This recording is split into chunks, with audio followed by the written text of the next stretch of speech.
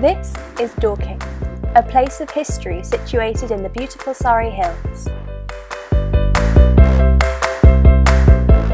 I've come here today to find out about the Dorking roundabout, a cockerel who is mysteriously decorated during the town's finest events.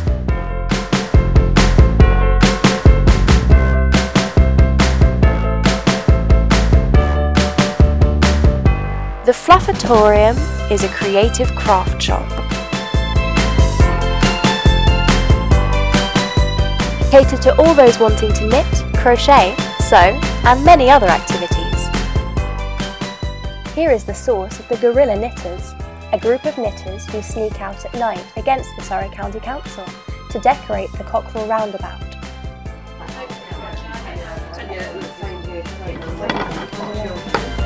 Hi Beth, come in. Welcome to the Fluffatorium. Hi, my name's Clare Davis and I am the knitting and crochet teacher at the Fluffatorium in Dorking. The Fluffatorium came about because Jill Harris-Saunders, who owns the shop, and I were parents at school together, and we started a knit and natter group just in our houses. Felt making, so making bags and actually physically making felt. And that's also what goes on here. And we have all sorts of other stuff going on, spinning, weaving, sewing, all sorts of handicrafts. Very early on, Jill and I decided we wanted to have a knit and natter group here as a community service, as well as to help sales in the shop. So yeah, there is a community, and actually I think it's very important. I think it's something that we've lost in our society, somewhere where women especially can go and chew the fat and you know, just work out the problems and share and know that you're not alone. It's very powerful.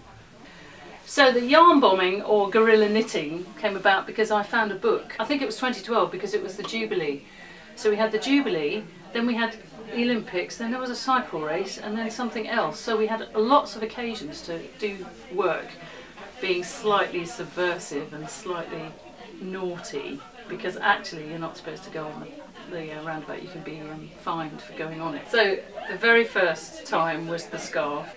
We had no idea, so we thought, right, 2 o'clock in the morning. So here we are, 2 in the morning, dressed in black, ladder in the car, and there's a police roadblock. So I screeched to a halt, turned around very quickly, and I said, "Abort! Abort!" The others had made it round, so we went around another way. We were very nervous and put the scarf on and put it on. Unmarked police car pulled up. We ran the window down and went, "What are you doing?" Middle-aged women. I said, "Oh, we're putting knitting on the chicken." It was just this silence. His mind was thinking, what will they say to me if I arrest these middle-aged women for knitting? He just went, "Oh, don't do it again," and wound the window up and went off. Anyway, I had so many people nagging me. What's next? What's next? I thought, right, Halloween down the road, let's do a spider. So we've got this massive spider, and he's going to go up. Do you like his mandibles? Look. Yes, I think his name might be Horace. So he's going to go up this weekend for next week's Halloween. So I hope it makes everyone laugh. As I went to take a look at the masterpiece just one day after it had been put up by Clare, the spider had already been taken down by the council. And this wasn't the first time. I went to interview James Friend, head of the Mole Valley District Council, to find out more. Hello, my name is James Friend. I'm leader of Mole Valley District Council. The Dorking Cockerel is a great example of community spirit, something that you recognise, something that you are proud of locally. The Halloween spider got slightly wet overnight and started to look quite bedraggled, and I think there was a view that said we don't want anybody going onto the roundabout to try and rescue it and putting themselves at risk. So the council officers, I understand, went on and tried to undertake that on their own accord. I have to confess that there have been a number of times when I've been ticked off for what I call guerrilla counsellering. I should tell them at every opportunity, keep safe, and yes, as the policeman said to them earlier, don't do it again. I would encourage people perhaps to think about other things that could be guerrilla knitted upon.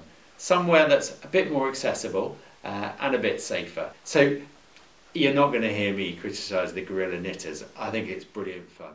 Despite the controversial response to the Knitter Natterers' activities, I was pleased to see the Cockerel yarn bombed once more at Christmas. The roundabout clearly holds Dorking's community together, allowing the locals to unite and hold pride for their precious town.